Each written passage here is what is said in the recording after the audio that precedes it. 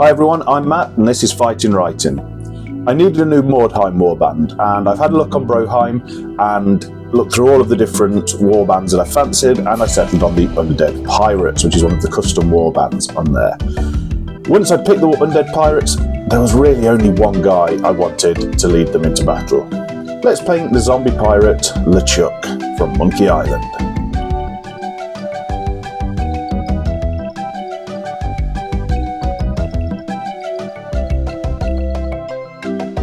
While I lay down some of the base coats and I'll put the paint colours that I'm using on the screen, let's delve into the phenomenon that was the Monkey Island games. If you've never played them before, they were point-and-click adventures from the 1990s. They began.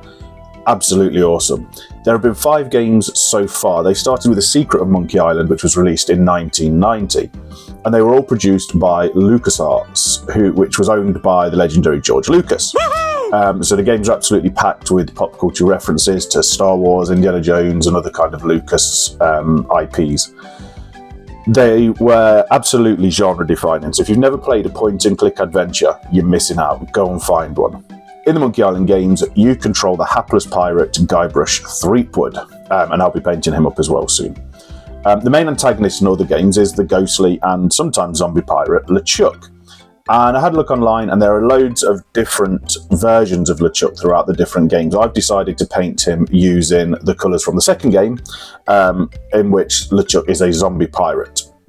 In the first game, he's kind of an almost transparent ghost, but I have got a cool idea for that, and I might do another video for a ghost pirate LeChuck. But for now, I'm just going to paint this one up as a zombie and get these base layers down.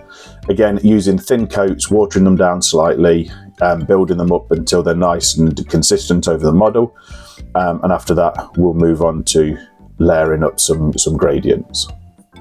Once the base layers are dry, I start to add thin glazes, and I gradually mix the base colour that I started with in with the mid-tone in that trio. Because I'm using the 2 thin coats paints for most of this, that's nice and easy because I've got the shadow colour that I started with as the base layer, and then slowly working up towards the mid-tone colour. Just adding a little bit at a time, keeping it nice and thin and layering on those gradients. And I do that probably 4 or 5 layers I think I used on each bit until I was glazing it with just the pure mid-tone colour, painting over a slightly smaller area each time. This should hopefully give it a nice gradient, but I think this is definitely something that I need to keep practicing. This is all quite new. If you've not seen me learning how to use these kind of trios before, check out the Squig video that I'll put a link in the corner now.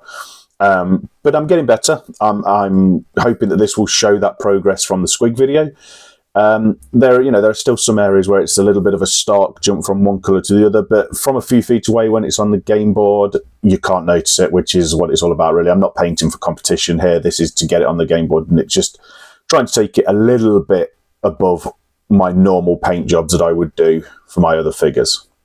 Whilst we're watching this, just a quick reminder, if you do like these videos, if you do like the kind of stuff I'm doing, do click the like button, do click the subscribe button, don't forget to click the bell as well, because if you don't click the alert bell, then you won't get told when there's a new video out.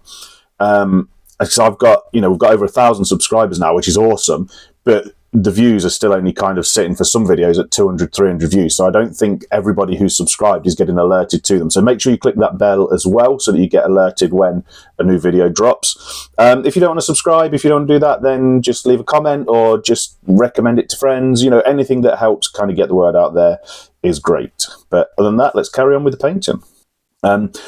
Whilst I get on with that, one of the things that I love most about the Monkey Island games, and anyone who's played them will know this, is the humour.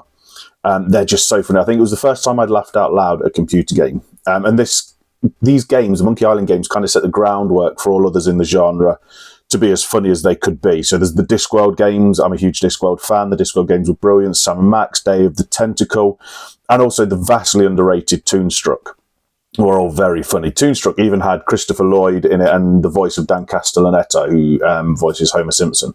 So they had big names, and these were really big things in the 90s. After I'd worked my way up to the mid-tone colours, I did the same process again, but this time I started to mix the highlight colours into the mid-tone. So again, getting slightly lighter with each layer, just mixing them gradually together, and again, very thin glazes. So not really watery, not like a wash. It's not that thin, but more thin than I would use it normally as the base coat, because I don't want it to go on stark like I did the base coat. The base coat needed to be pigmented. It needed to lay down a good solid layer. These want to be much more gradual. So it's a little bit thinner than the base layer, but not quite as thin as I would do if I was doing kind of a wash. And the effect is really subtle.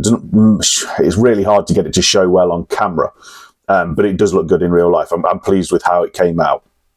For the metallics on the model, so there's the gun, the end of his pistol, and the sword, I didn't want to use a metallic paint. I thought that would stand out as a little bit... At the minute, it's looking quite cartoony, which I like. It's got the same aesthetic as the game. I didn't want to then stick in a metallic paint. So instead, I painted them all with a mid-tone grey. And while that was still wet, I wet blended in various browns and oranges and kind of give it a rusty, old metal kind of look. Once I brought up all the highlights over things like the beard and things like that, I moved on to the base. For this, I wanted to give it kind of a piratey beach theme, so I snipped a few coffee stirrers and painted the base with some AK texture paint. Stuck the stirrers into that rather than using any glue. I think the AK texture paint is basically Mod Podge and something like grout or something like that. It's kind of an acrylic glue and something to give it the texture, so it works as sticking the things to it anyway. Once that was all dry, I painted the sandy areas with Xandri Dust, just one of the Citadel paints, and then I painted the wood itself with Wildwood contrast paint. Works really well for wood. And then once it was all dry, I gave it a quick dry brush with white paint, just to kind of add to that slightly cartoony look.